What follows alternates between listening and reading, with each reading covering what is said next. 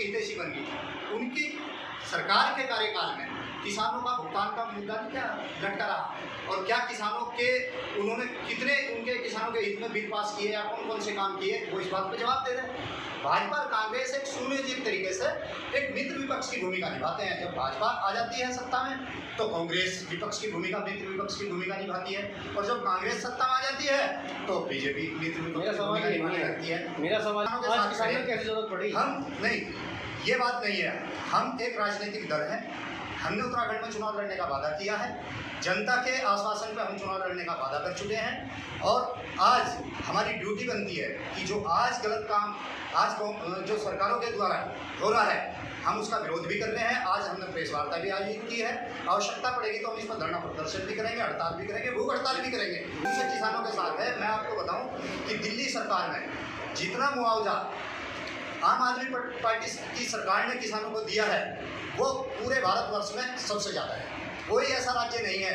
आपदा का जितना नुकसान हुआ है, आम आदमी पार्टी ने पूरे उत्तराखंड की बात छोड़ दो, आप पूरे भारतवर्ष की बात करूं तो दिल्ली से ज़्यादा जो मुआवजा धनराशि है किसानों को उनके नुकसान की भरपाई के लिए किसी सरकार ने दी नहीं दी।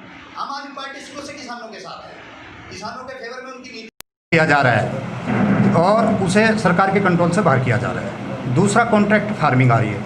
कॉन्ट्रैक्ट फार्मिंग से ये समझ लीजिए कि किसानों का जो ज़मीन का मामला है और जो उनके अधिकारों का मामला है, वो एक तरीके से सरकार की साजिश है कि पूंजीपतियों के हाथ में दे दी जाए और किसानों से छीनने का ये एक प्रयास है। अध्यक्ष जी, एक सवाल आपसे ये है कि आपने कहा है आती है तो किसानों की लड़ाई लड़ी जाएगी, इस बारे में हमारा कहना ये है कि दिल्ली में जो आम आदमी पार्टी की सरकार चल रही है, वहाँ वास्तविक तौर पर किसानों को के हितों को आम आदमी पार्टी ने बहुत अच्छे से देखा है, और पूरे भारतवर्ष में दिल्ली ऐसा प्रथम राज्य है जहाँ किसानों को वास्तव में उनके वास्तविक आकलन के आधार पर जो है उनको लाभ पहुंचाया गया है। उत्तराखंड की बात करो, उत्तराखंड में आपकी सरकार आती है तो किसानों की लड़ाई लड़ी जाएगी? किसानों की लड़ाई तो हम अभी भी लड़ रहे हैं, और 2022 में जनता यहाँ आम आदमी पार्टी की सरकार बनाएगी, और किसानों के जितने भी तमाम यहाँ धरना प्रदर्शन के माध्यम से जो किसान संगठन लड़ाई लड़ रहे हैं, और भाजपा और कांग्रेस की सरकारें जो यहाँ अनदेखी करके किसानों की सरकारें चला रही हैं, हम उसको ख़त्म करेंगे और किसानों के हितों की रक्षा करेंगे और किसानों को वास्तविक तौर पर लाभ पहुँचाएंगे। के बिल को लेकर आज क्या आपके द्वारा संदेश दिया जा रहा है?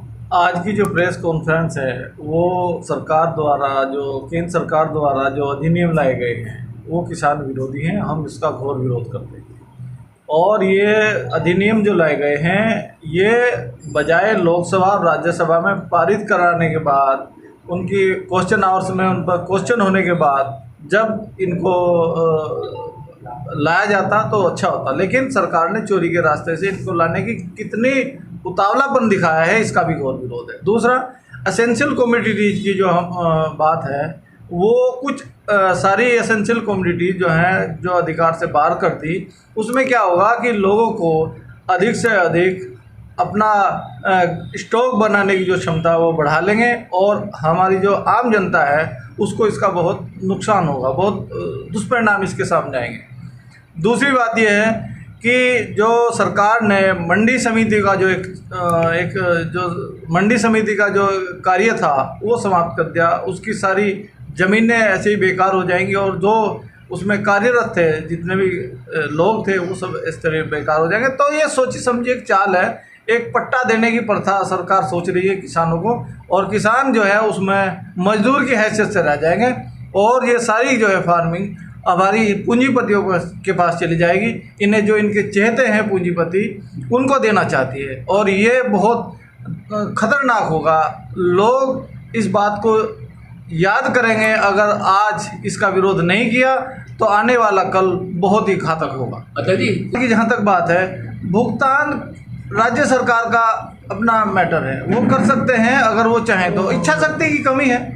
इच्छा शक्ति की कमी इसलिए है कि उन्होंने पहले ही उसमें सरकारों के साथ मिल करके उनका सहयोग किया है, तो सरकार उन पर दबाव नहीं डाल सकती।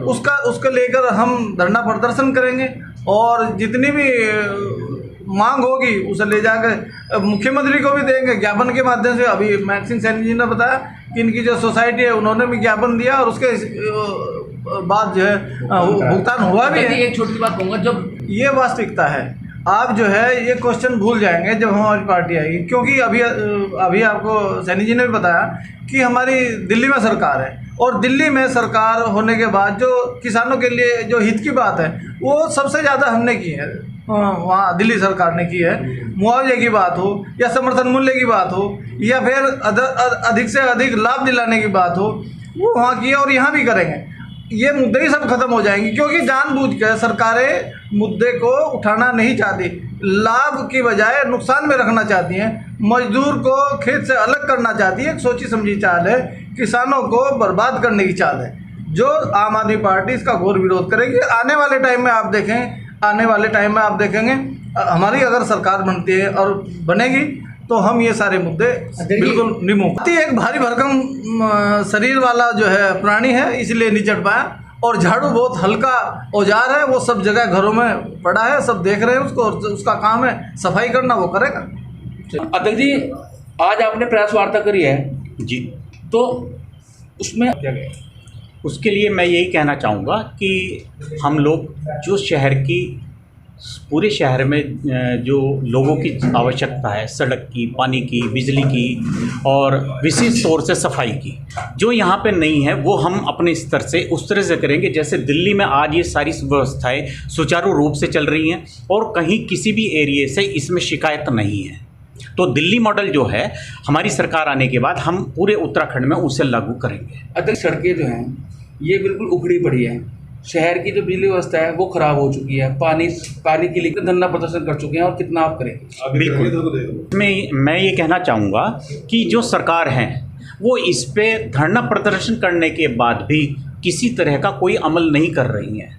उनको सिर्फ यह है कि बंदर बांट कर ली, जो पैसा आता है सरकार के यहाँ से उसमें बंदर बांट कर लेते हैं, लेकिन मौके पर काम नहीं होता। तो वो मौके पर काम होना चाहिए, और मैं आप लोगों के माध्यम से यही कहना चाहूँगा कि हमारी आम आदमी पार्टी की जब सरकार आएगी तो ये वाली शिकायतें हम दूर करेंगे, और सड़कें, पानी और बिजली जो इनमें शिकायतें हैं वे सारी हम लोग दूर करेंगे। इस चुनाव के बारे में अभी हम इसलिए मैं अपने खुद की जो आपने पूछा है इसलिए नहीं कहूँगा, जब तक पार्टी का कोई आदेश नहीं आता तब तक हम इस बारे में नहीं कह सकते। लेकिन पार्टी जिसे भी चुनाव के लिए कहेगी तो वो चुनाव लड़ेगा, चाहे उसमें मैं हूँ या कोई दूसरा व्यक्ति हो। इससे पहले हम लोग ये है कि जो लोगों की प्राथमिकताएं हैं, जो उनकी प्रॉब्लम्स हैं, उन पे सरकार के ऊपर दबाव ये बनाएंगे कि हम अपनी पार्टी की तरफ से, आम आदमी पार्टी की तरफ से, कि उनकी दिक्कतें चुनाव से पहले भी जितनी ज़्यादा से ज़्यादा हम दूर कर सकें वो कर दें। कैसे करोगे? कितने सदस्य होंगे पार्टी? तो ये है कि अभी गिनती की बात तो मैं नहीं कर रहा हूँ, लेकिन हमारा जिसे कहना चाहिए कुनबा दिन पे दिन बढ़ता जा रहा है, और जल्दी आपको बहुत अच्छी क्वांटिटी में नज़र भी आएगा। क्योंकि आजकल लॉकडाउन की वजह से बहुत ज़्यादा स्ट्रेंथ भी नहीं होती, और हम करना भी नहीं चाहते, क्योंकि नियमानुसार जितनी लोग इकट्ठे कर सकते हैं उससे ज़्यादा हम नियम तोड़ के कोई काम नहीं करना चाहते।